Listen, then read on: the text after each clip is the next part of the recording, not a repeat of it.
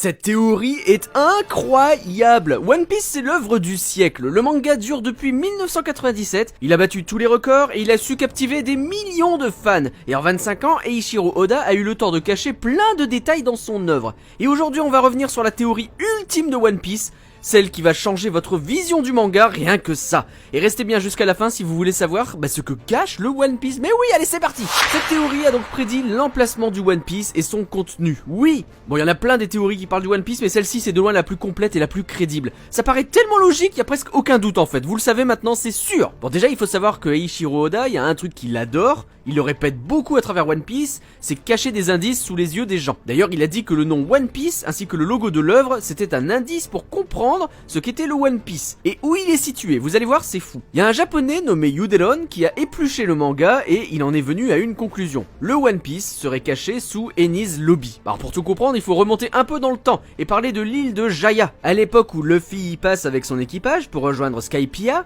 il n'y a plus grand chose d'intéressant sur l'île. Elle est envahie par les pirates et il ne reste que la partie basse de ce qu'elle était avant. Mais attention, cette île, c'était autrefois l'endroit où les Shandia, le peuple de la lune, résidaient. Elle ressemble à un crâne et dans chaque œil du crâne, il y a une cité. Dans l'œil droit, la cité d'or qu'on trouve aujourd'hui à Skypiea et dans l'œil gauche, la cité d'émeraude, celle qui est perdue et qui est introuvable. La cité d'or, c'est donc la cité du soleil et celle d'émeraude, c'est la cité de la lune. Il y a plein de clins d'œil et de références au soleil et à la lune dans One Piece d'ailleurs, plein de petits indices qui viennent confirmer cette théorie. Et donc ces deux cités légendaires ont disparu de l'île de Jaya à cause d'un phénomène appelé le Knock-Up Stream, d'immenses geysers d'eau que Luffy utilise pour se rendre à Skypiea. La cité d'émeraude a donc disparu en premier en 727, ce qui a laissé l'île de Jaya avec un énorme trou à la place de son œil gauche. Mais vous allez me demander, mais elle a atterri où? Eh ben, selon la théorie, elle se trouve à Paradise, la première partie de Grand Line. Le gouvernement mondial voulait absolument la retrouver et la cacher au reste du monde, et c'est pourquoi ils ont construit l'île de la justice au-dessus et Enies Lobby. Et oui, parce que Enies Lobby, c'est une île qui flotte au-dessus d'un grand trou, et on sait pas ce qu'il y a au fond. Et du coup, comme rien n'est laissé au hasard dans One Piece, le trou est pas là pour faire joli. Rappelez-vous de ce que disait Goldie Roger au début du manga. 欲しけりゃくれてやる。探せ。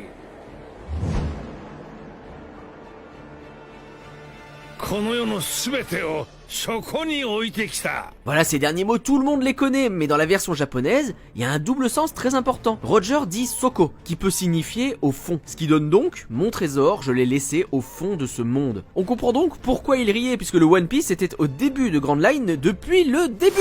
Mais c'est quoi alors le One Piece? Eh ben en japonais, l'île de la justice se dit Shio no Shima. Shio, donc la justice du gouvernement, c'est composé de deux kanji. Et les deux ont plusieurs sens. Le sens officiel, c'est la justice du gouvernement, mais ça signifie également 4 directions géographiques ou encore informations secrètes. Et enfin, le dernier sens, le plus grand trésor physique qui existe. Donc la cité d'émeraude contiendrait tout ça. C'est les 4 rods poneglyphes. Et le reste, c'est le One Piece quoi. Cette île contiendrait donc la vérité sur le siècle perdu que le gouvernement essaie tant de cacher, en plus de trésors inestimables. Un dernier détail qui va encore plus confirmer la théorie, dans One Piece, à chaque fois qu'un personnage a un problème à un œil, c'est toujours l'œil gauche. La cicatrice de Luffy, celle de Shanks, le drapeau des pirates de Doflamingo, l'œil de Zoro, et tout ça c'est comme l'œil gauche de Jaya, la cité d'émeraude. Et on vous avait dit que tout était sous nos yeux, enfin sous notre œil, depuis le début. Le One Piece signifie donc littéralement une partie de Jaya, l'œil gauche, arraché et caché sous Enies Lobby. C'est une dinguerie en fait. Et voilà, c'est la fin de ce JV Weeb sur la meilleure théorie de One Piece. Merci d'avoir regardé la vidéo, n'hésitez pas à suivre JV sur les réseaux parce qu'on a plein d'autres théories à vous partager. On se dit à la semaine prochaine pour un nouveau Weeb où on parlera des meilleurs combats d'animé. Allez, bye tout le monde.